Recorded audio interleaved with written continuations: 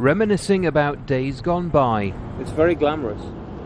It was wonderful. When we walked home back through the streets of Paris in the middle of the night. It was fun. Life for 77-year-old Mary McGrory used to be a glamorous affair, but for the last 3 years she's been living alone on the streets of Miami in her van. The porta potty should go under there, but I have to have a carpenter arrange that, do it for me. We're first going to serve the handicap and then everybody else by number. Like thousands of seniors in South Florida, Mary depends on handouts from churches and charities. She receives a few $100s a month in social welfare payments, but it's not enough for a safe place to live. I sold my house because I couldn't pay the taxes, pay the gardener, pay everything. My mother did.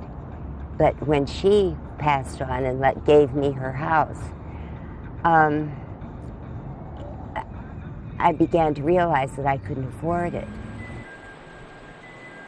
At one of Florida's biggest food banks, the problems of North America's elderly population are all too familiar. You have to pay your rent, you have to pay your medical bills, you have to pay your utilities, and somehow, some way, you have to put food on the table. There's really not a lot of programs to help them in their golden years.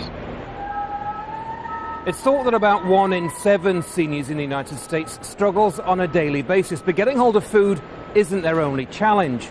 Increasingly, it's the rising cost of medical care that is forcing more and more people into poverty. Mary tells us she can't even afford basic medication, despite the fact she has skin cancer. And living like this isn't helping her chances of moving on.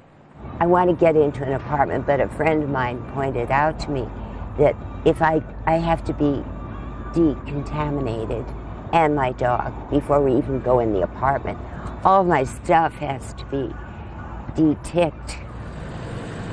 Mary faces an uneasy future, but it's one that many in her generation are now being forced to deal with.